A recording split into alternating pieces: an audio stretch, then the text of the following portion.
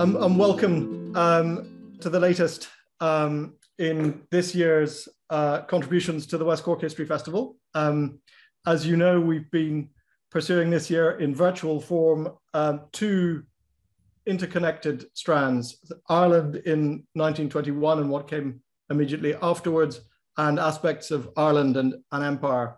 And I'm delighted that Roy Foster has come for the second time to the festival to address us broadly in the first category on the subject of staying on or staying put, the experience of Southern Protestants after partition.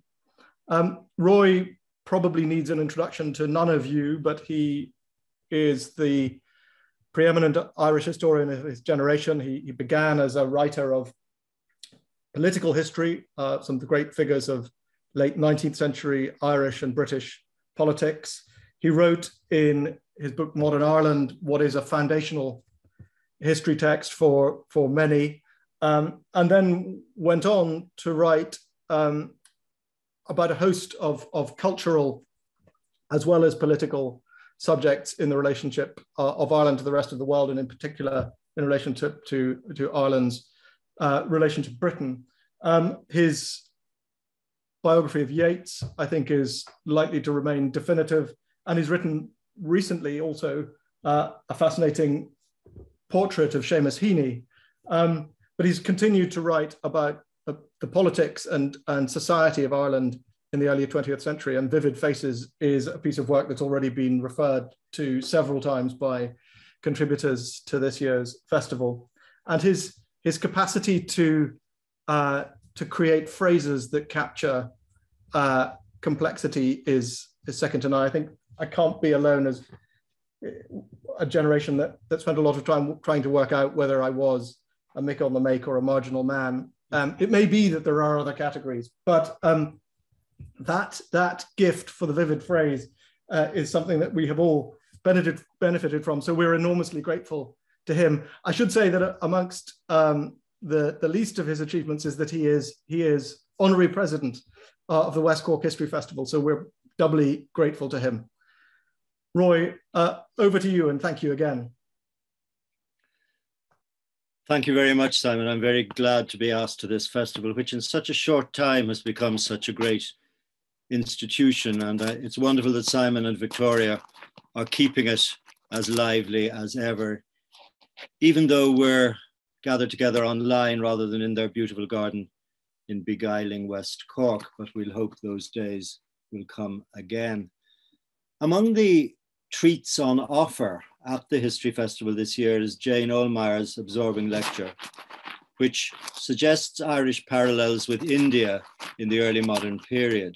Can I just check, am I being heard properly, Simon? Am I audible? Great, okay. And I want to begin by invoking another Indian reference at a later period. This is Paul Scott's accomplished and Booker-winning novel, Staying On.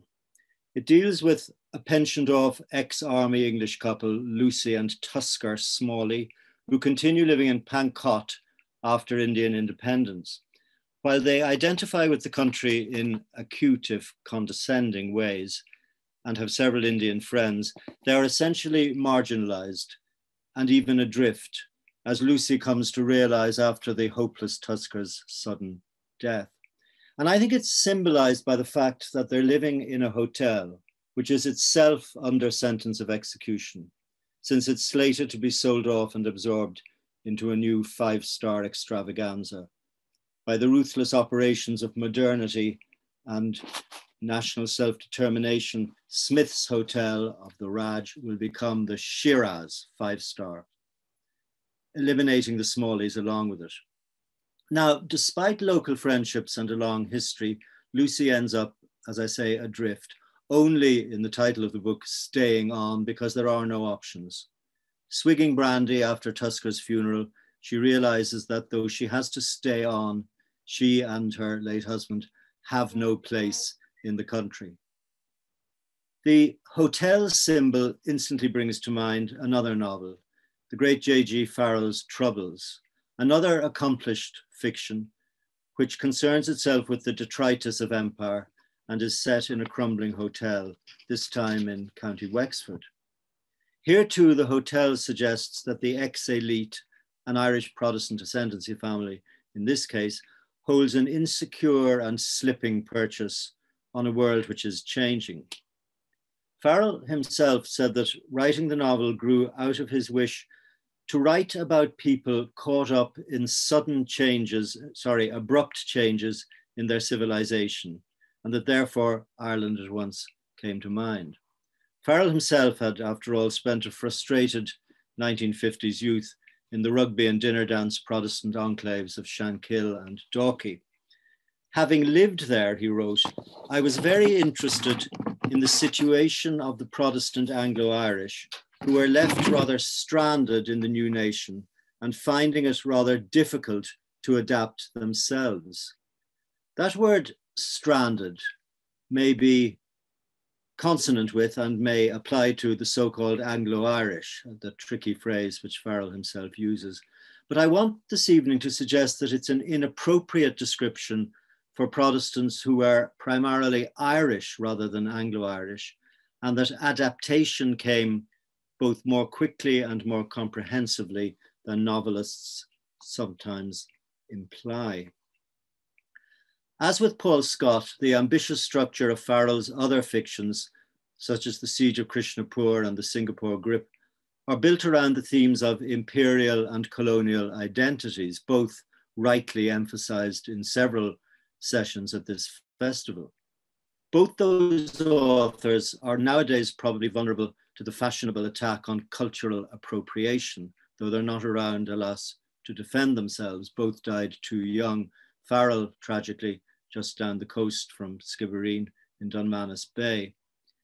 Since the deaths of both novelists, the subject of Ireland's relation to India has become a hot subject in several senses. In fact, Ireland's relation to empire rather than just to India. Regarding India, one can invoke work by S.B. Cook and Barry Crosby, as well as Jane Ulmar. These scholars tend to look at the earlier period, though Niamh Dillon has recently projected parallels to link the position of the leftover British in India to Protestants in independent Ireland. Her description of what she calls the multi-layered understanding of identity and home among Irish Protestants in newly independent Ireland, compared to what she calls the less ambiguous imperial identity of Britons in India, I think rings a bell. And this is the kind of territory that I want to explore this evening, and to suggest that for Irish Protestants, the concept of staying on, in Scott's phrase, is less relevant than the more positive image of staying put.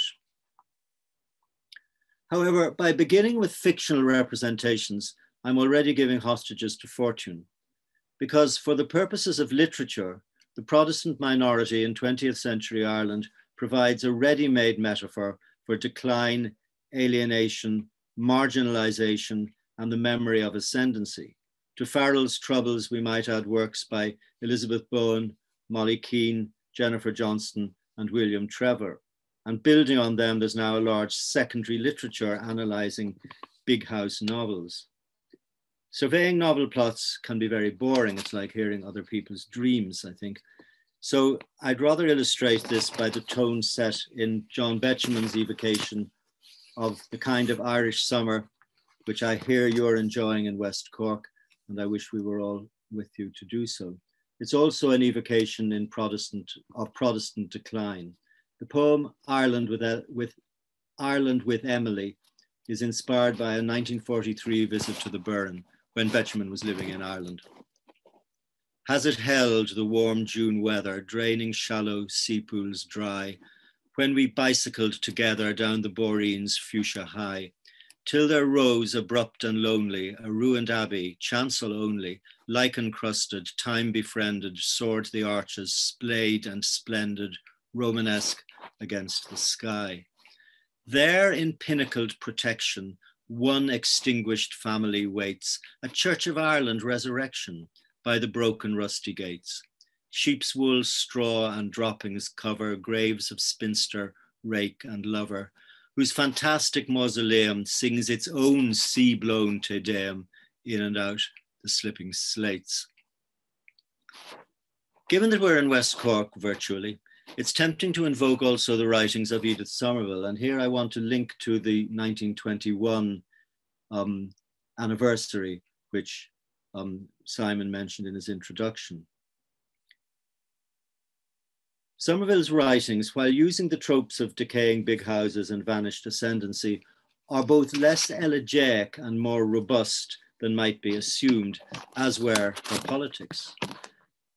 It's wrong, I think, to see Somerville and Ross as the large and complex families from which they came as West Britons looking down on the natives. They passionately loved Ireland, spoke with Irish accents, studied Irish idioms, and to a certain extent the Irish language, with care and affection. Their assumptions were Protestant and Unionist, but Somerville railed against the execution of the 1916 leaders, and Violet Martin had close friendships with Catholic and nationalist neighbours in Galway. Their snobbery towards English vulgarity and ignorance, especially ignorance of Ireland, is pervasive. The Irish RM stories are full of it. They are also extremely snobbish about the Irish middle classes, the people for whom, as Somerville puts it, Dundrum and Rathgar ooze out between the joints of their harness. But this attitude reflects the shakiness of landlord society in irreversible decline as they grew up. Their writing incomes went straight to sustain the upkeep of their respective ramshackle and decaying houses. Violet Martin was more unionist than her collaborator, but though she shared her cousin's antipathy to the Land League and Parnell and loathed Gladstone, she inferred that, quote, there might be a germ of truth in Fenianism. Martin died a few months before the 1916 Rising, and it can be safely surmised that her reaction to the execution of the leaders would have been even angrier than Somerville's. It's even possible that her feelings about nationalism might have followed more closely the radicalization subsequently evinced by her friend Augusta Gregory, rather than the barricaded contempt sometimes expressed by Edith, particularly after the IRA assassinated her favorite brother, Boyle Somerville, in 1936. But this isn't the full story. A complexity has to be recaptured here, as was emphasized by many speakers in the last session of this festival. During the Anglo-Irish War, Boyle, in fact, came out as a Sinn Féin supporter. And during the Black and Tan campaign, Edith veered in the same way. In a letter to her sister, she takes up, in fact, one of the points made by John Horne in yesterday's fascinating discussion regarding the war status of the conflict of the Irish War of Independence. She wrote, I think it would be a sound diplomatic move if you gave out that I'd become a Sinn Féiner, and I very nearly am one. I am so sick of the one-sidedness of Irish Unionists, slurring over reprisals and saying that ambush lorries are acts of assassination. I can repudiate the horrible Dublin slaughter, but as the Sinn Féiners say they are the IRA army and have a staff and officers and are to be interned in future when caught, the fights with the lorries are war, and as such, they are legitimate. The Black and Tans here pulled men out of bed and shot them exactly as was done in Dublin, and only that the Sinn Féiners began it, it would be an even thing in the matter of crime. Edith Somerville even, as she put it, fell frightfully in love with Patrick Pearse's writings. She wrote, it was sheer murder to shoot him, a mere poet and dreamer and a man of rare gifts and spirituality. Wait till you read his book, he is enchanting. It was a sin to have shot a poetic idealist such as he, and very stupid. And in An Enthusiast, a novel very specifically set during the Black and Tan Terror of 1920 and published the year after, the most excoriating contempt is reserved not for the Sinn Féin fellow travellers on the district council, but for the boneheaded unionists, especially those from the north. Her brief preface is worth quoting. There is something arrogant, if not offensive, in an attitude of impartiality, and to be strictly impartial is to be equally disliked by all sides. In trying to keep an even keel in very stormy seas, I have risked this disaster. The people in this story all view Ireland from different angles, and each speaks for him or herself and not for me. On one point only are we all agreed. in love for the country that bore us, that ardent country in which the cold virtue of impartiality is practically unknown. Edith Somerville recognized that in an ardent country which doesn't do impartiality, the story of Southern Irish Protestantism after independence is more complex and varied than allowed for by the elegiac trope presented by Betjeman and others. That story must take into account, as Somerville and Ross's own oeuvre does, the realization that Ireland went through a revolution between 1912 and 1922. When the country was partitioned by the Government of Ireland Act in 1920, confirmed by the Anglo-Irish Treaty of 1921, the position of Protestants in the new 26-county Irish Free State was altered at a stroke, as has just been comprehensively discussed in the last session. In the old 32-county Ireland, they'd been a minority, but an influential one, with a history of power and privilege. Now, this isn't to say that their position wasn't changing. Again, as Somerville and Ross chart in their early work. The Protestant minority's privileged constitutional position had been eroded by the Disestablishment Act of 1869, which removed the anomaly whereby the Anglican Church of Ireland was the official faith of a largely Catholic country. Their social and economic power was decimated by the Land Purchase Acts imposed by British governments from the 1880s, whereby they were effectively constrained to sell out their estates to their tenants. Their political power was further reduced by local government reforms in 1898. Well before that revolutionary decade of 1912 to 1922, Protestant power was being challenged and partly replaced by the Catholic bourgeoisie. But it's true that Protestants remained overrepresented in the professions, banking, the law, and business. The 1911 census showed that members of the Church of Ireland, Presbyterians and Methodists made up 25% of the population of the whole island, and the memory of Protestant ascendancy was psychologically potent. Moreover, in one part of the island, of course, the northeast, that ascendancy and that concentration of economic power had persisted. And here Protestant power and privilege was built not principally on landed estates, although they possessed these too, but on the great industries such as textiles and shipbuilding. And here too, especially in Antrim Down and the city of Belfast, Protestants enjoyed a decisive majority. From 1912, their use of it in the campaign to resist Home Rule underlined the difference between Protestantism north and south. The removal of those 6 counties in 1920 to 21 changed everything at a stroke. Protestants in the new Free State felt abandoned by their co-religionists in the north, whose campaign against the Home Rule Bill of 1912 had become with such remarkable speed a project for separation into their own unionist statelet, rather than for keeping all Ireland in the Union. As late as 1916 to 17, politically minded Southern Protestants were refusing to countenance Lloyd George's plan for an accelerated Home Rule settlement, largely on the grounds that if it accepted partition, they knew this would be disastrous. The resistance of Southern Unionist representatives to accepting the compromise of Dominion status for all Ireland, argued for by Horace Plunkett and others after the Rising, turned out to be counterproductive and even self-destructive, as it left the way open for partition and reduced them to a tiny minority in the new state. Dominion status, as Paul Bew reminded us in the last session, was a more limited thing then than it would become after 1931. The Church of Ireland Gazette bleakly realized the implications in 1916. Home Rule without Ulster would have been thoroughly bad. Home Rule with Ulster would have been less bad. A subtle gradation here, but a very distinctive one. By 1918, the Gazette decided, a divided Ireland means death for our church. A few far-sighted moderates had come round to accepting Dominion status for both parts of Ireland, but events moved too fast for them, especially after the landslide Sinn Féin victory in 1918. As we all know, guerrilla war was followed by a treaty which left the Protestant interest marooned in the new Irish Free State, while the North went its own way. Before independence, that Protestant interest had been, with a few spectacular exceptions, a political interest too.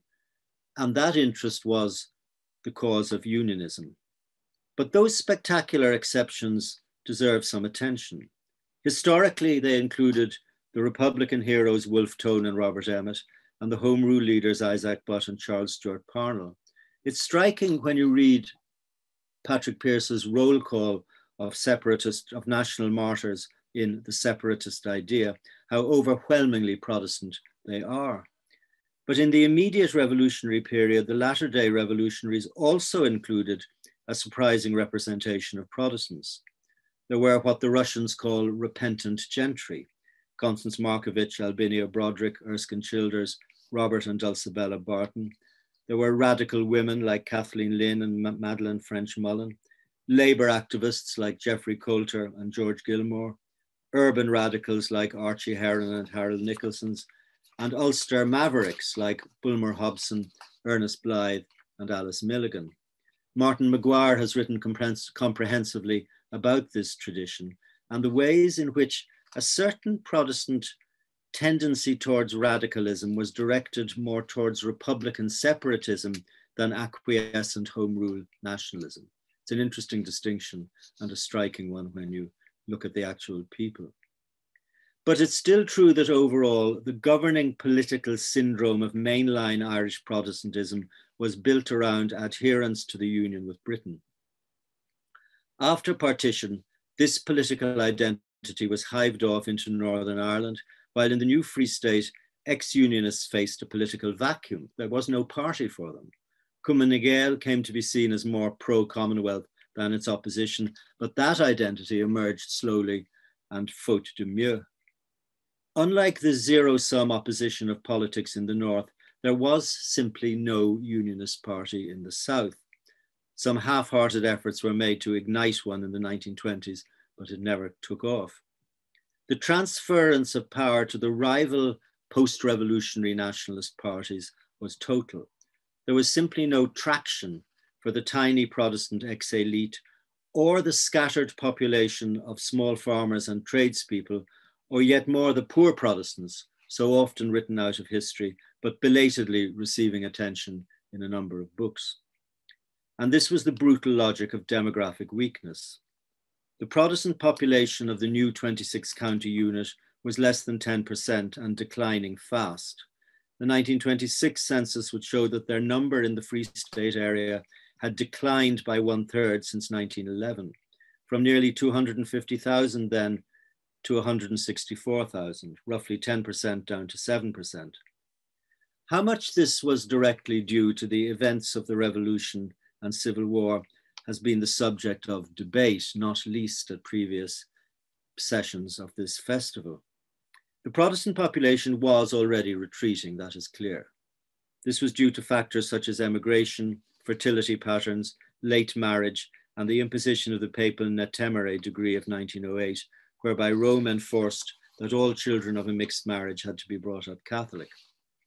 The breakup of large estates which supported Protestant retainers, and still more the removal of British Army garrisons from Irish towns, contributed further to decline.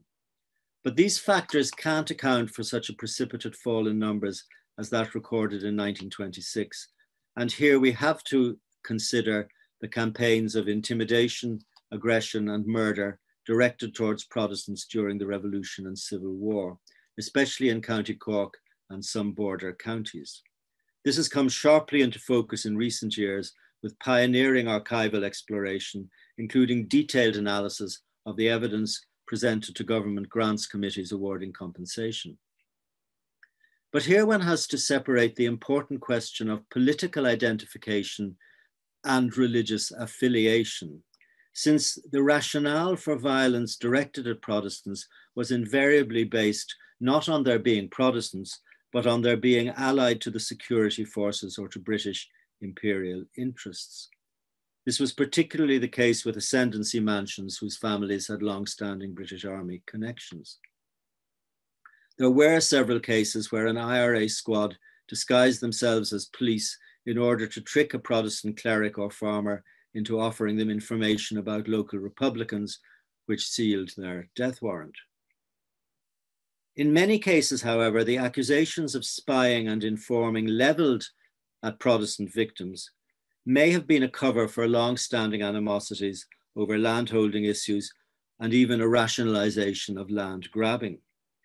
In general, it seems that the occasional but very real acts of terror inflicted on Protestants were directed at individuals, not at communities. Rare exceptions included the dozen people killed in the area around Dunmanway in April 1922, which was followed by an exodus of terrified local co-religionists.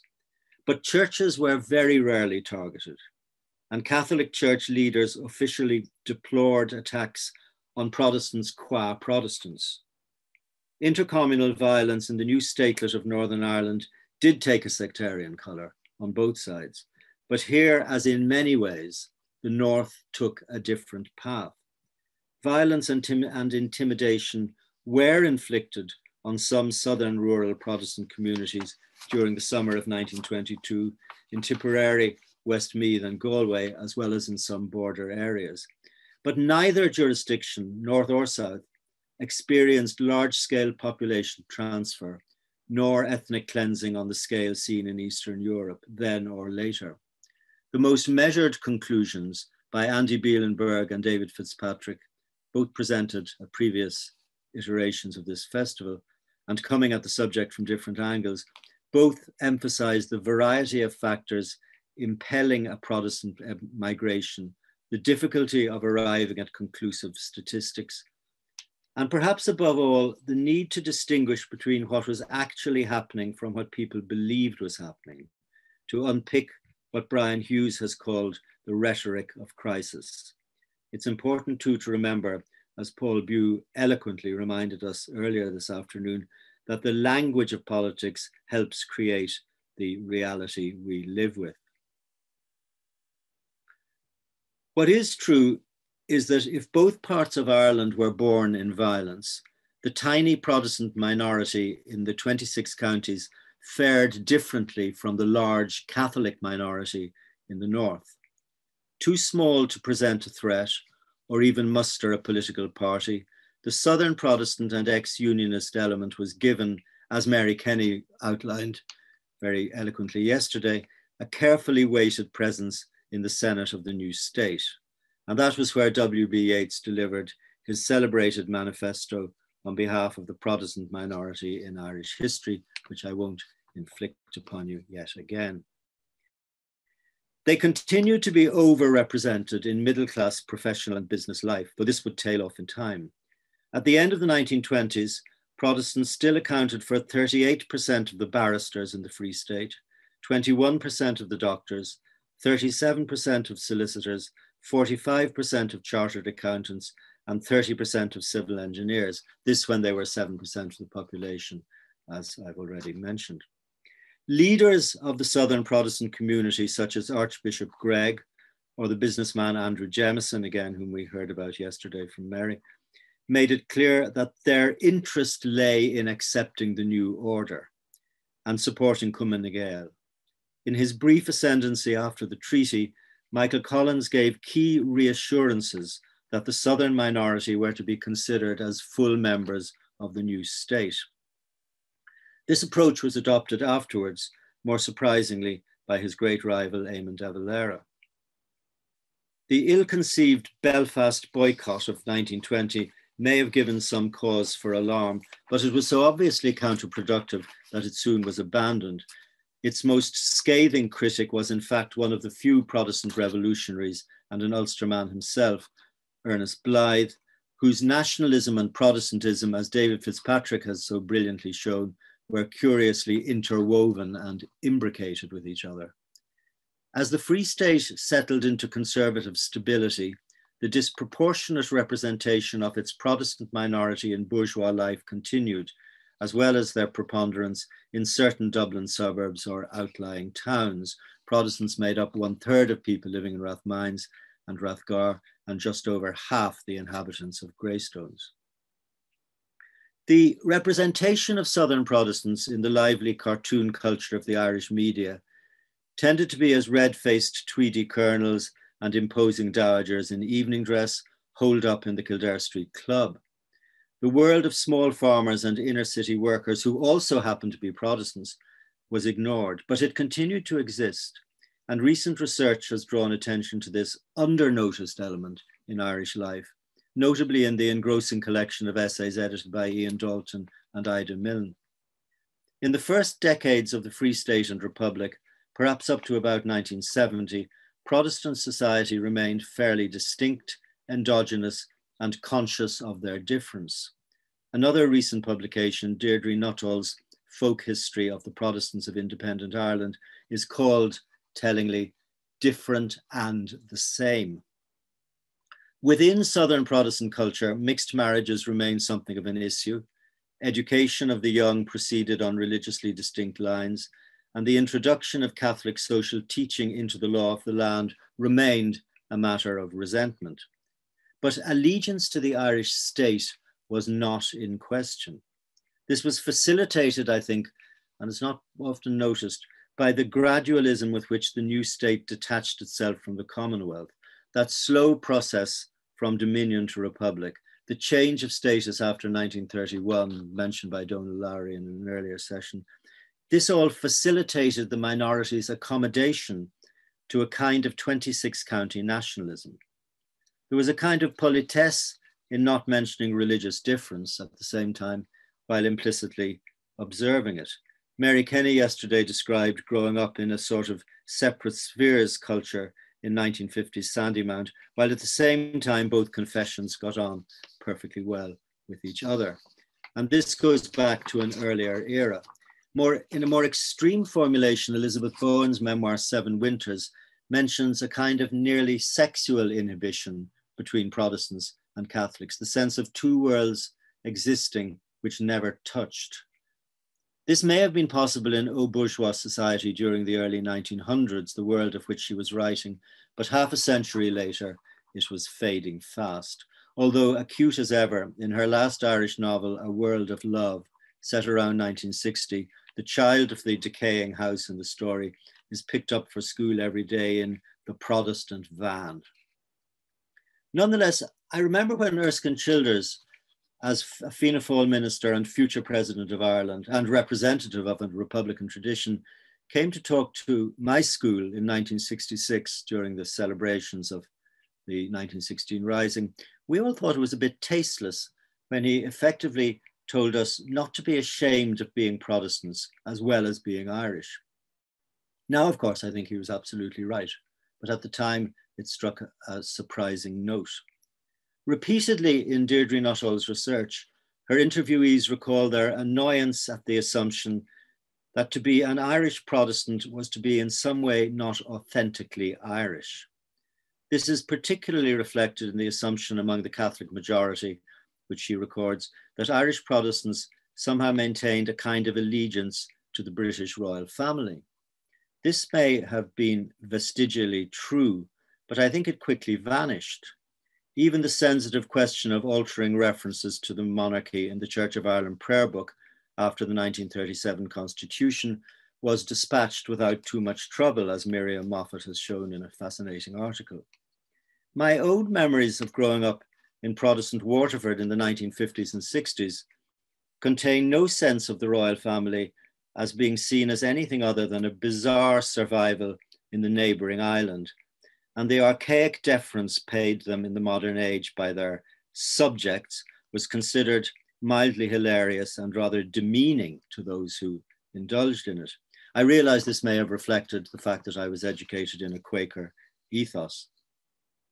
My friend Mary Kenny has written a mischievous book, most of her books are mischievous, charting the secret graw which Irish Catholics held for the British royal family. But I think she could have balanced it by pointing out that Southern Irish Protestants cast a contrastingly cold eye on the Windsor soap opera, possibly for reasons of intellectual snobbery. My mother used to remark constantly on how ill-educated the royal family were. She reserved some slight approval only for Princess Margaret, whom she believed, for some unknown reason, to be more intelligent than the rest of them. I think it may have been based more on dress sense than intellectual ability, but I don't know. I was struck by Mary's quotation in her paper yesterday from Ireland Usher about old colonels who regarded the Irish as knaves and scoundrels. They were still around in my youth, but again we thought it mildly delusionary and amusing when members of the Irish ascendancy who had served in the British Army still used their titles of rank, major, colonel, and even captain. I sensed that this adherence was less marked from the end of the 1960s, possibly because a generation was dying out, but also clearly because of the crisis breaking out in the North, which changed so much. Advertising a traditional British Army identification was no longer a thing to do, but it was still being done up to the late 60s, and I remember this from my growing up in Waterford. I do think overall it is true that the Protestant minority in independent Ireland, while not in general subscribing to the revolutionary nationalist ideology that brought about independence, still fully subscribed to the state that was born out of that ideology. It may be a slight paradox, but as we've heard in other sessions at this festival, life and politics are often built on, if not accommodation of, paradox. This has been further fixed by the liberalisation and secularisation of Irish society, and of course by a governing culture today which is infinitely more pluralist than the one I grew up in. There's also the fact that from the 1990s, immigration actually boosted the numbers of Protestants in the Republic, 3.2% in 1991, 4.2% in 2016. But even earlier than that, in the mid-20th century era of dominant Catholic conservatism, the causes célèbres of confessionalism in the Republic are very few, and they're endlessly rehearsed. I'm not going to bring you through the case of the Mayo librarian or the Featherton Sea boycott. It's interesting that they are always instanced and that there are not more of them. It's a very, very few instances that come up. And these instances were, even at the time, sensitively circumnavigated by politicians, though not by some clerics. Above all, despite scattered efforts at ecumenical initiatives, Protestantism in Northern Ireland continued on a different course, raising again the question of the two Irelands and their interrelationship. Ian Dalton, in the partition discussion that happened earlier this afternoon, very properly reminded us that Protestant churches, like the Catholic Church and like sporting organisations, retained an all-Ireland structure, though the border remained and even strengthened up to the now threatened Good Friday Agreement in 1998. The Boundary Commission of 1925, as we've heard, left the division much as it was, though its original stipulations would have moved, I think, 180,000 acres of territory from Northern Ireland to the south. It was not to happen. It's doubtful if Protestants expected anything different from the status quo continuing. The North remained a place apart, sharply expressed in the Drumcree standoffs in the 1990s, when Archbishop Eames of Armagh refused to sever the Church of Ireland's association with the Orange Order, while Archbishop Empey, speaking from Dublin, condemned parades of an offensively triumphalist nature, in his words. The Church of Ireland Gazette made no bones about who it stood with, writing in a straight-talking editorial, "The Southern community feels itself to be moving with new confidence, well integrated into a rapidly developing society. It wonders why the Northern Church has been unable to divest itself of what looks like uncomfortable and anachronistic sectarian baggage." This could be projected back further. Strikingly, in the years of threat, upheaval, and depopulation, exactly a century ago, which was one of the things we're looking at in this festival, when Southern Irish Protestants emigrated, even temporarily, the statistics show that they went to Britain or Canada. Far fewer than it might be expected sought refuge in the North. Of course, this was understandable in the early 20s, when the North had its own antagonistic horrors to cope with. But a reluctance to move north still remained true in the more settled years that followed. In terms of cultural attitudes and markers, I would suggest, Southern Irish Protestants felt more affinity to Southern Irish Catholics than to the culture of Northern Protestantism, entrenched and intransigent as it was. The importance of both Mary Robinson and Gareth Fitzgerald cannot be underrated here. Catholic intellectuals from liberal backgrounds, one married to a Protestant, the other connected through his mother to a Northern Presbyterian family, and both convinced that rapprochement with Northern Ireland could only be achieved through rethinking the confessional nature of the Republic. I can still remember clearly where I was sitting in 1981 when I heard Gareth Fitzgerald remarking chattily, in his way, on an RT interview that our national ethos was sectarian and calling for a constitutional crusade to change it. This was perhaps a taller order than Gareth realised at the time, but 40 years later, much of what he and Robinson, in their different ways, envisioned has come to pass. It's also worth remembering the impact of President McAleese, though coming from a less liberal Catholic tradition, taking communion in a Protestant cathedral in 1997, despite its being denounced as a sham by the Catholic Archbishop Connell. This was an early warning, perhaps, from President McAleese of the robust role she would later take in relation to reactionary and patriarchal aspects of the Catholic Church. In 1970, the great Hubert Butler wrote, "I'm beginning to believe that we are more likely to see what used to be called the Protestant virtues in the growing number of liberal Catholics than among our own people." As usual, he was ahead of the curve. For Fitzgerald, Robinson, and latterly McAleese, the prospect of improving North-South relations was absolutely central to their agendas. In our own day, this has taken a new urgency since the all too predictable catastrophe of Brexit and the necessity to reassess the future relationships of both parts of Ireland, with the Republic firmly in the EU and Northern Ireland uneasily outside it. This must, I think, be an important reason for the attention which has recently been redirected towards the history of Irish Protestants within the Free State and later Republic, and the emphasis laid on the way that a Protestant ethos survived in an overwhelmingly Catholic state. Other parallels have been instanced too. Joseph Rowan has made interesting comparisons between the history of Protestants in France and the similarly proportioned minority in Ireland. But the indigenous nature of French Protestantism and the very different governing attitudes towards institutionalized secularism in both countries means that similarities are necessarily limited. I'm sorry, I've gone a bit adrift here. I have to find my last page.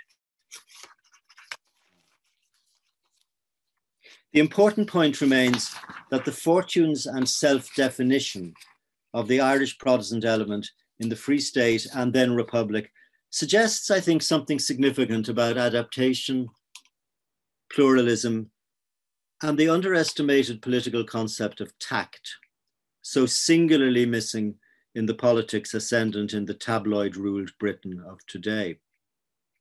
The twin dangers of proclaiming victimhood on one side and expressing triumphalism on the other were by and large avoided in independent Ireland, and that should be borne in mind today. I was struck recently by a reflection of the Russian-American philologist Svetlana Boym, who writes about nostalgia. To quote, "The 20th century began with utopia and ended with nostalgia. The 21st century is not characterized by the search of newness, but by a proliferation of nostalgias." Now, this, in Bohm's view, isn't all bad.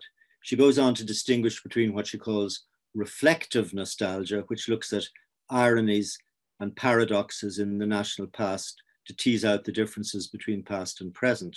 This can be a creative way of approaching our history. But she contrasts this with the more sinister restorative nostalgia, which strives to build lost homelands with what she calls paranoid determination, trying to re-erect grand symbols and relinquishing critical thinking for emotional bonding. As England turns ominously to restorative nostalgia, which sums up, I think, very well what the national mood there at the moment, I think it's all the more necessary for Ireland to keep its nostalgia reflective. all the more so since the concept of reunification has unexpectedly come into a new pre-Brexit focus as a talking point, if no more. Looking at the kind of accommodations that such discussions raise, it's important to remember the Irish Protestant story at all levels, not just romantically crumbling domains and Chekhovian leftoverness. It speaks well for Irish political culture that it has, by and large, been a story not of staying on sufferance, but of quietly but unashamedly staying put. Thank you. Thank you, Roy. And I hope that people viewing and listening from Dundrum and Rathgar will exercise tact in their response to your reference to Edith Somerville's early comments. We've had a couple of questions, and then I'm sure there will be more. One that I think connects Ida Milne's question to that of Karen Lack is the sort of the shades, both confessional shades, but shades of potentially of political opinion as a consequence within the Southern minority. Who would you turn to as having read that closely? You talked about Deirdre Nuttall's work, you talked about Ian and Ida's collection of essays, but those shades potentially of different experience, different political nuance within the Protestant minority. Well, I think Hubert Butler was writing about them in his essays in the 50s and 60s and 70s, but very few people were reading them. One of the very few areas where I would slightly disagree with my great mentor and friend, the much missed Leland Lyons, is that I thought his view of the position of Irish Protestants in the new state, in his Great Ireland Since the Famine, and in other writings too, even Culture and Anarchy, was unnecessarily bleak. I thought he emphasized distance and a siege mentality more than I thought squared or chimed with certainly my memory and experience and that of my family on both sides in independent Ireland. I think there has been, though, a restraint and a politesse, as I said in my lecture, about not drawing attention to these differences. And that has only very recently, I think, been explored, and Ida's and Ian's book is a landmark in that, as is Deirdre Nuttall's book as well. But it does seem to me surprising that such comments or such commentaries weren't made earlier. Kurt Bowen's book as well, which seemed to break new ground sociologically at the time, also to me when I read it way back in, when was this, the 70s I think, emphasized separate spheres far more categorically than squared with my experience. You're much younger than I am, Simon, and you probably would seem like another era to you even to think about that. But was Ida's question, which I haven't seen because I haven't put up the chat on my phone, was that about? Well, she asked, perhaps slightly mischievously, whether descendants of Cromwellian settlers were less engaged with the British monarchy than other Protestant populations. Gosh, that is. Have they ever been asked? Yes, I think really, if I think over 300 or 400 years, these differences must be slightly ironed out. But I do agree that probably being educated by Quakers, though not coming from a Quaker family, does give you a certain angle on the Irish Protestant experience, which I quite accept may not be exactly the same as that of a Methodist like yourself or a Church of Ireland person. And Barry Keane, and I think this touches on something you did refer to, which was about Protestant population decline before the revolutionary period, but he asks to what extent you had looked at that accelerated decline from what he describes as native Irish Protestants, that is to say I think he means by this non-military or civil service people. What do you think was driving that? And of course, David Fitzpatrick documented this in Descendancy quite Absolutely. well. That would be my answer to Barry. David Fitzpatrick is my guru on this, as on several other things. And I think he showed very clearly, and Andy Bielenberg has looked a bit at this as well, I think, that the patterns are there in underlying ways before, but certainly there is an upping the ante, as how could there not be, after the conditions of 1919 to 21. But I think it is already, and Natemery can't be underestimated in this, and I think Irish Protestants were very conscious of this at the time. But I think you're right, the underlying pattern is there before. It's the fast forward switch that's thrown during the Troubles that one has to build into the picture as well. And Heather Jones asks about that. I guess what she's asking about is whether the Troubles in the North revived a kind of siege mentality amongst Southern Protestants. I mean, in other words, is this a non-linear progression towards the situation you described now? That's an interesting question, Heather. I wouldn't think revived a siege mentality, because I don't think that's certainly not how I remember my own fellow Protestants reacting to it. It certainly emphasized a feeling that the North was irredeemably different from the South.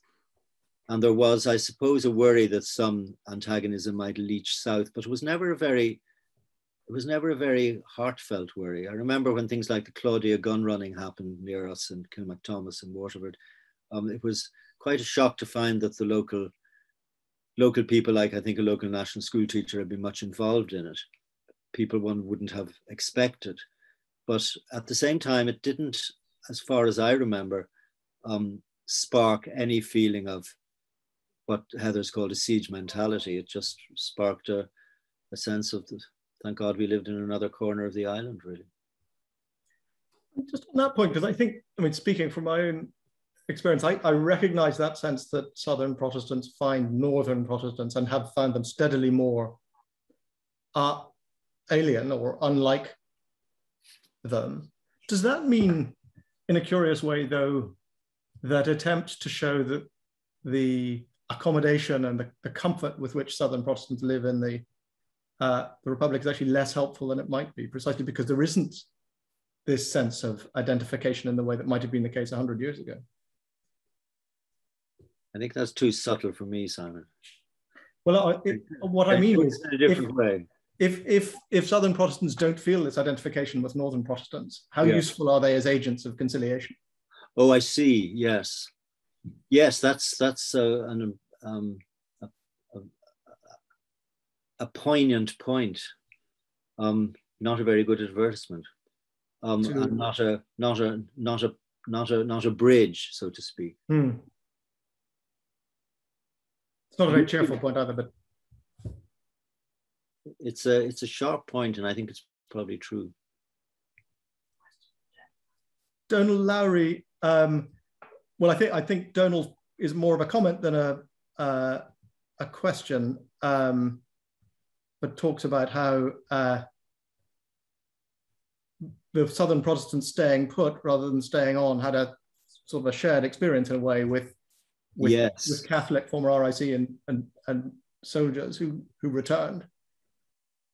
Yes, that's a very nice point, and I think interesting. And there is, and I think David Fitzpatrick has also looked at this, there is a very strong tendency of people to come back after having left.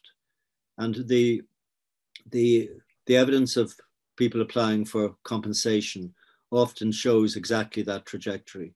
People who had to leave and give up farms and so forth, or felt they had to leave and give up farms, they've returned to Ireland a few years later. And they're sometimes applying for compensation from being back in Ireland, trying to pick up the pieces of their lives. And I think that should be borne in mind, that emigration, even at this time of great upheaval, isn't always, and quite often isn't, emigration for life. It's a temporary withdrawal.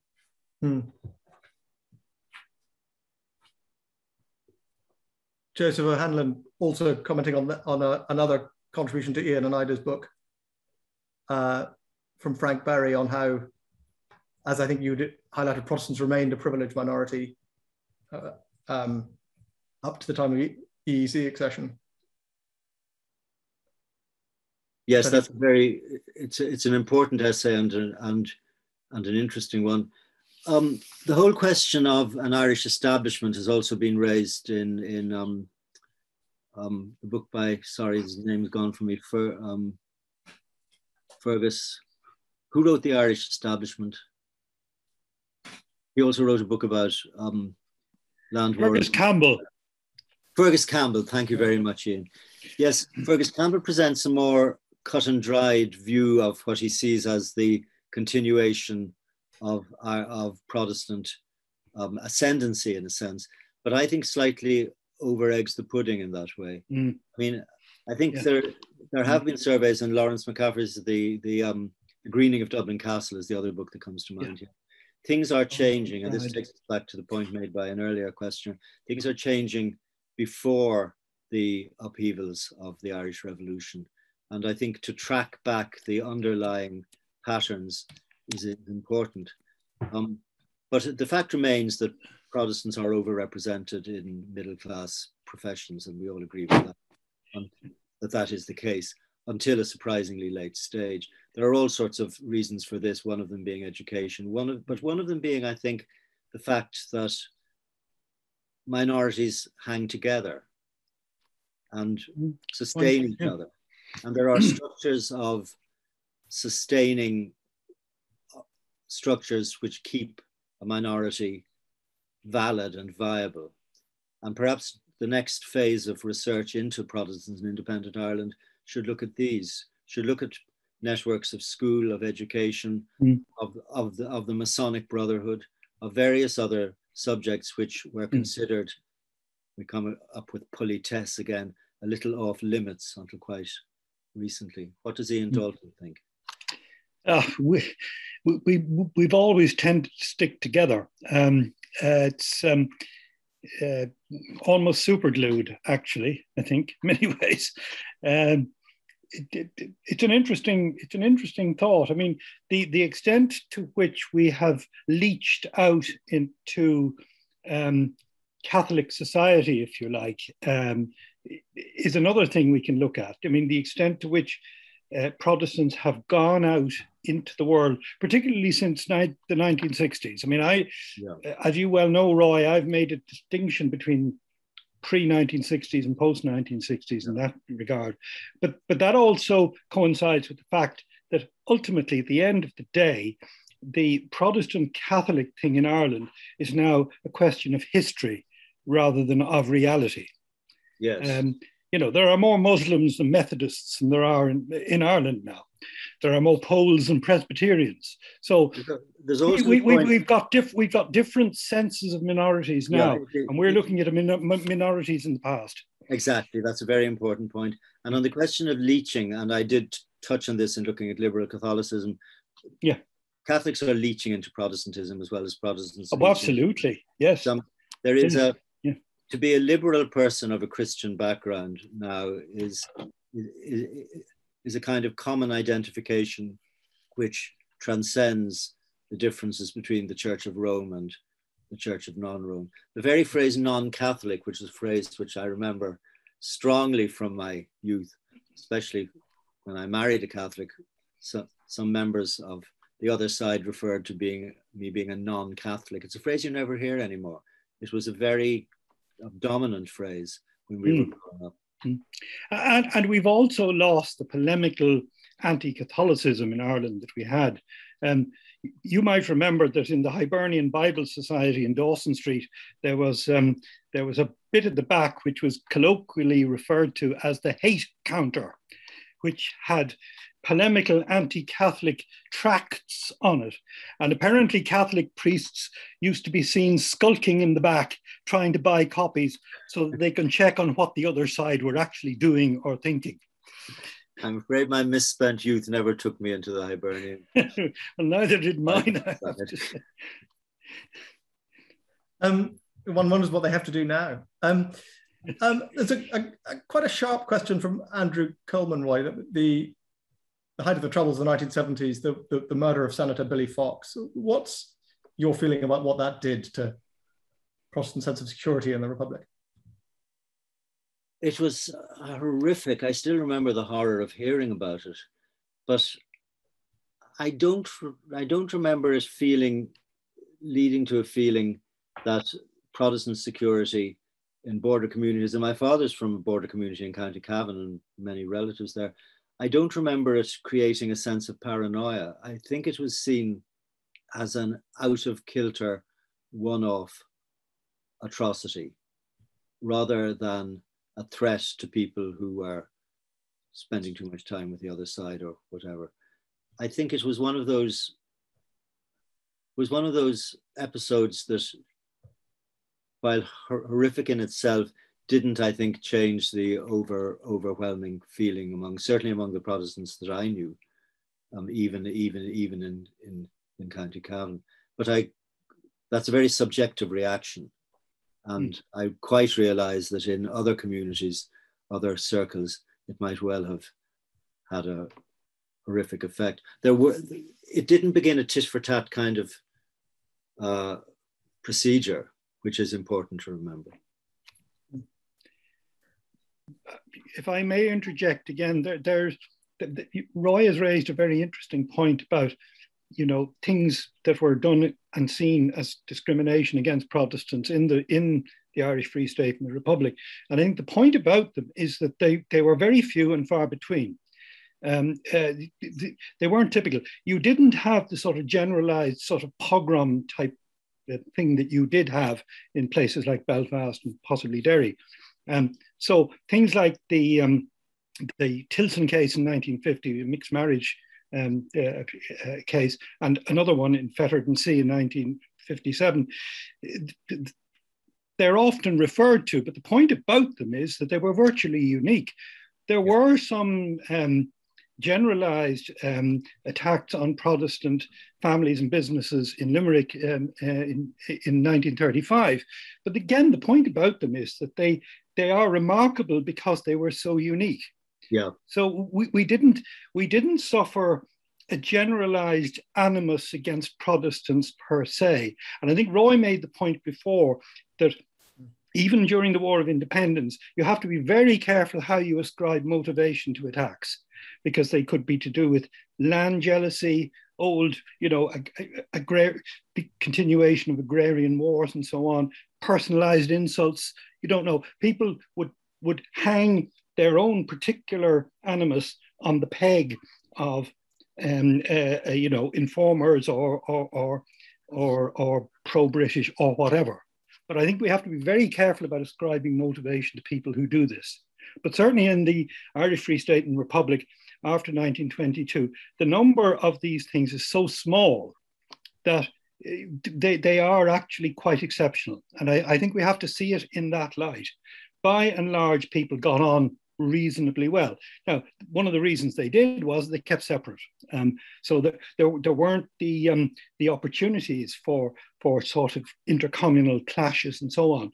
There weren't peace lines. There weren't arbitrary lines drawn, because Protestants were so few that they tended to be scattered amongst the Catholic population. So it didn't, because they were so few, they didn't pose a threat. And because they were scattered, they kept their heads down. I think also, to recur to something Mary made the point yesterday about the rather ambiguous relationship of the Catholic Church towards the Republican movement, certainly in the early months and perhaps year of the war.